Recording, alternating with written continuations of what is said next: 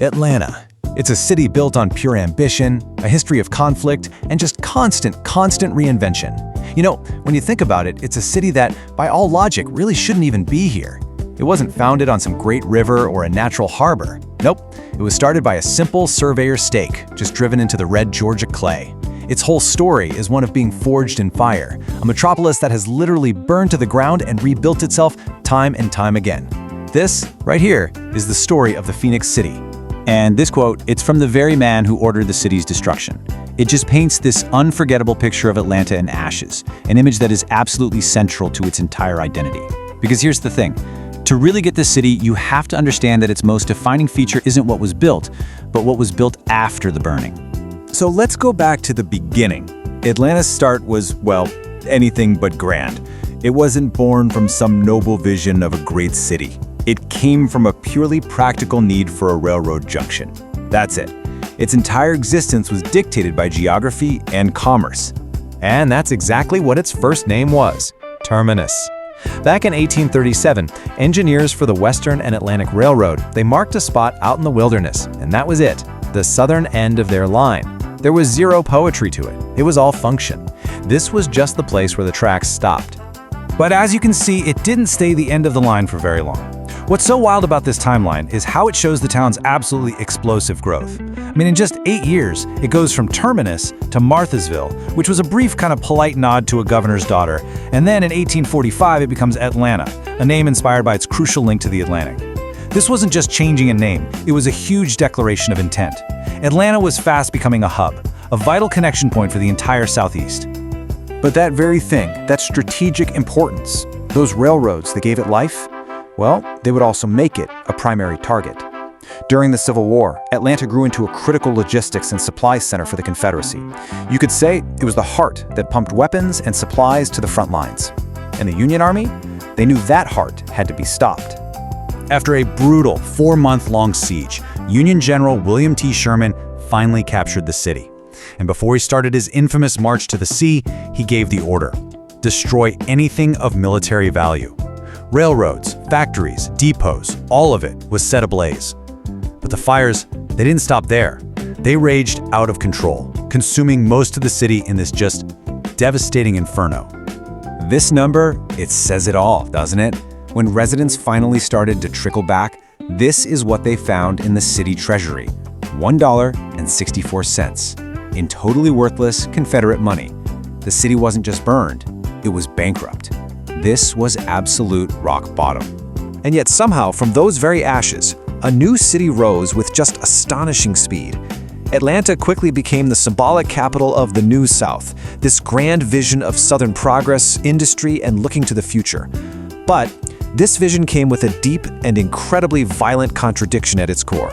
So here's the crucial thing to understand: the huge gap between the promise and the reality. On one hand, you had boosters, guys like newspaper editor Henry W. Grady, promoting Atlanta as the Gate City, a hub of commerce that was leaving the old agrarian South behind. But on the other hand, all this new prosperity was built on a foundation of brutal racial suppression, of Jim Crow laws, and of a resurgent Ku Klux Klan, which chillingly designated Atlanta as its imperial city. And all that simmering tension, it just exploded in 1906. Fueled by completely sensationalist newspaper reports of fake assaults by black men on white women, white mobs just rampaged through the city for 4 days straight. But the real cause? It was economic competition and white resentment of a prosperous black community. The result was a horrifying massacre that left at least 25 black people dead, hundreds injured, and black-owned businesses completely in ruins. It was a terrifying look at the violence that was lurking just beneath the surface of the New South. Okay, so let's fast forward to the mid-20th century.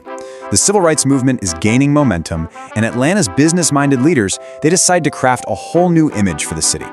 They came up with a slogan specifically designed to keep the peace and, let's be honest, more importantly, to keep the money flowing. This phrase, coined by longtime Mayor William B. Hartsfield, became one of the most famous city slogans in American history, and the message was crystal clear: Atlanta is different. We're not like Birmingham or Little Rock. This is a city focused on progress, on commerce, not on all that messy racial strife. It was, without a doubt, a brilliant piece of public relations. But was it actually true? Did Atlanta's focus on business really just pave a smooth path to equality for everyone? Or was that slogan just a really convenient way to manage a very difficult and very segregated reality? Well, the reality is, Atlanta was far from quiet. It was a major nerve center for the civil rights movement. It was the birthplace of Dr. Martin Luther King Jr. Its historically black colleges and universities were producing legions of activists. Students led sit-ins back in 1960 to desegregate downtown stores. Progress didn't just happen because the city was too busy. It happened because brave activists fought for it, every single agonizing step of the way. So in the late 20th century, Atlanta reinvents itself yet again. This time, it transforms from a regional capital into a full-blown international city. And guess what? Once again, the catalyst was transportation. This is Hartsfield-Jackson Atlanta International Airport. By 1998, it had become the single busiest airport in the entire world by passenger traffic, and it's a title it has held almost every single year since.